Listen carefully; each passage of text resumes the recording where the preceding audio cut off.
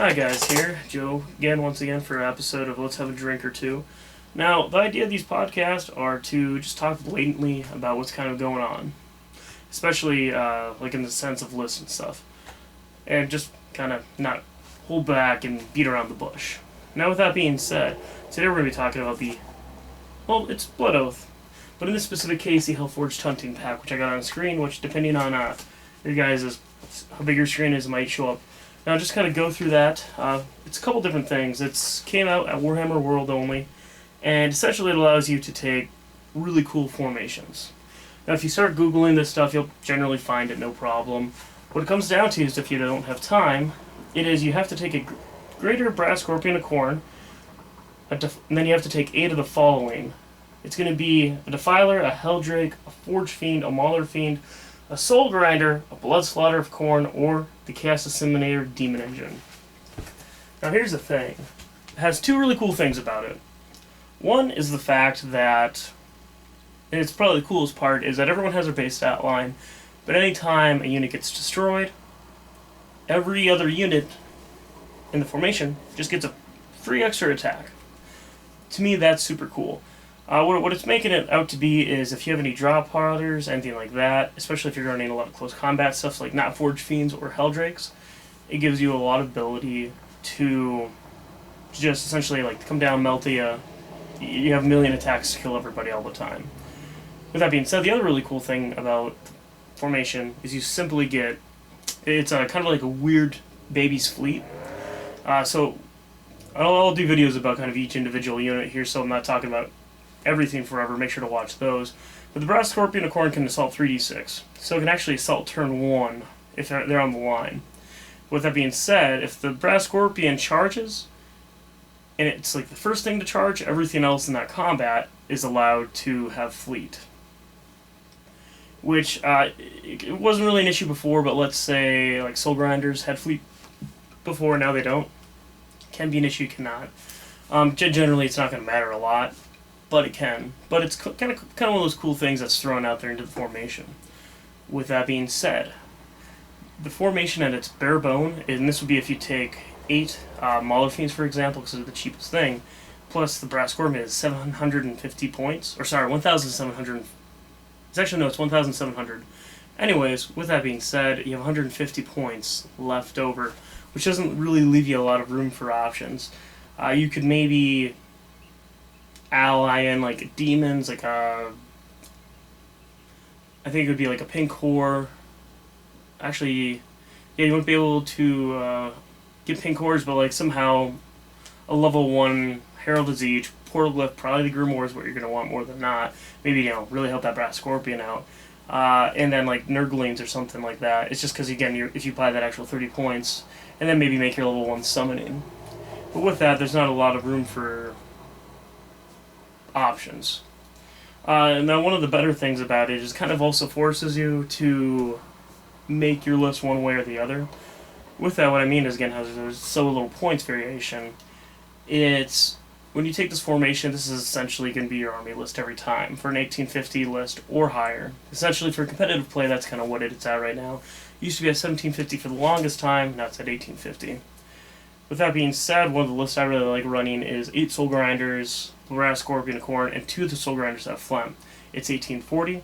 It gives you a lot of options, but essentially you have a ridiculous amount of anti-air, and as well, you have 2 Phlegms, which is nice, but it's the idea of, if you're going against a lot of things that are really popular and competitive today, like, say, Skyhammer, maybe the Battle Company from Space Marines, or Eldar, it's those 3 shots everywhere.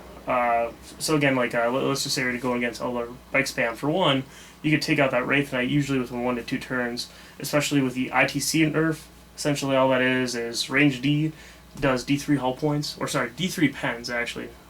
Now, with that being said, so like armies like that aren't that big of a deal, because again, when you have Soul Grinders, it's 13, 13, 11. So you get these issues of you're kind of limited to maxing out certain things, but not necessarily. Now, with that, there's options for a couple things like what it called, the Blood Slaughter of Khorne.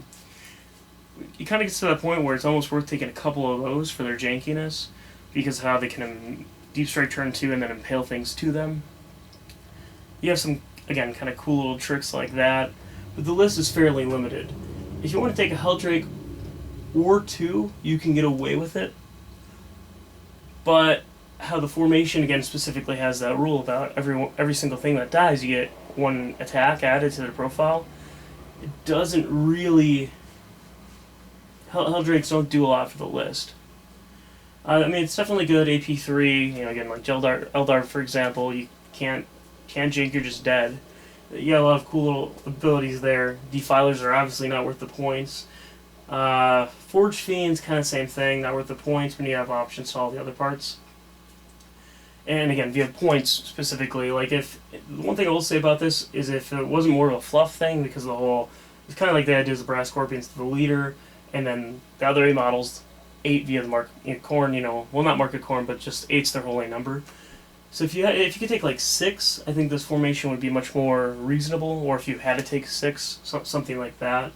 Or maybe even if the Brass Scorpion and then 7 of the others. That way you could actually have a little bit more play around points, again, for some other formation or some sort of balance to the list.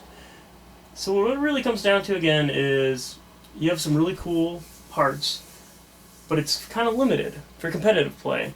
Again, if you take all Forge... Oh, sorry, I'm not Forge Fiends, you don't have the points, but if you take all Mauler Fiends, yes, you have a ridiculous board presence, especially because, again, that Brass Scorpion is super scary.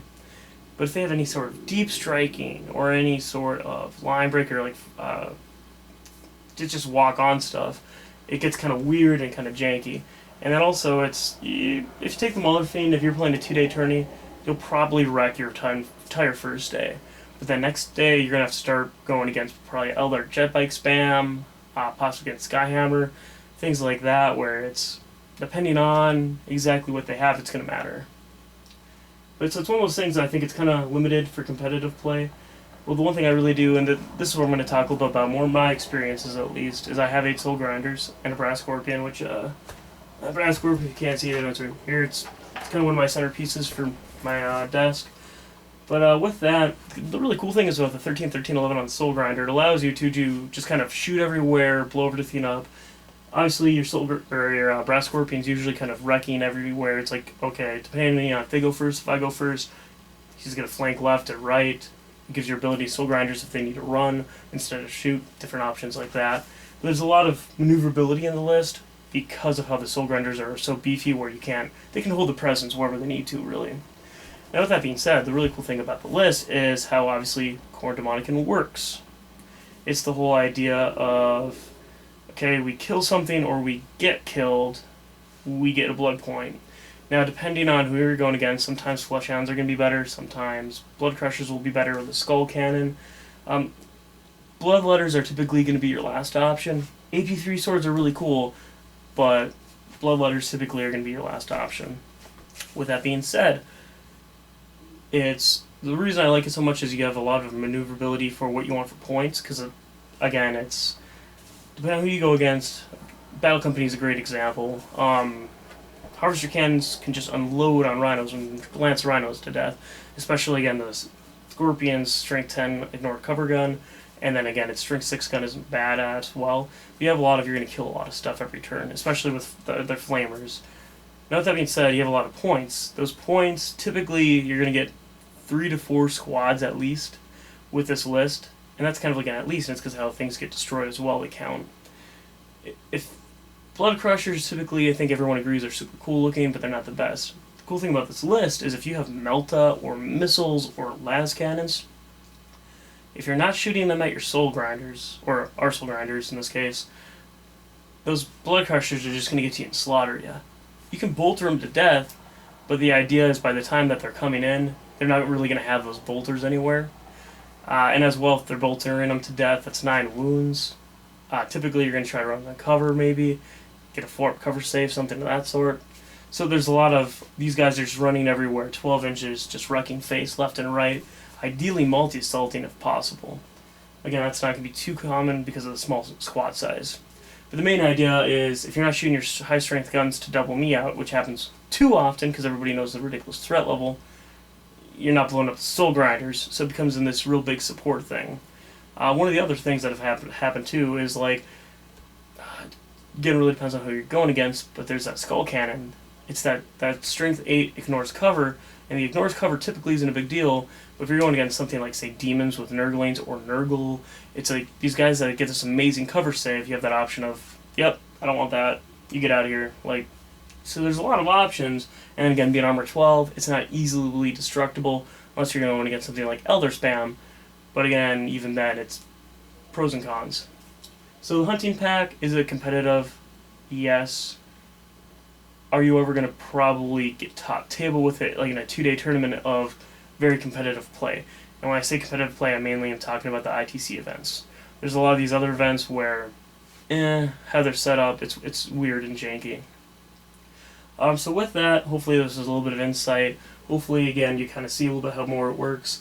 A couple things I will not suggest about, again, this list is the Defiler, or the Disseminator Demon Engine, or the Forge Fiend. They're just simply too expensive. You get very little extra points at the end, and typically it's going to be worth putting it into something else.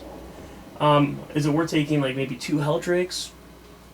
Actually, I think you can only take 1, because how the points work, unless you take like all Mauler Fiends. Helldrakes definitely serve their points. They have a lot of kind of cool factors, and generally it's kind of that gimmick of, if you take 2 Helldrakes or maybe 2 Slaughters, Blood Slaughters of Khorne, that might work out. But generally, those would be the only real anticipations that might help you. But you're pretty much going to do 4 max Mauler Fiends or max Soul Grinders. Again, maybe with a little bit of variation there, depending on.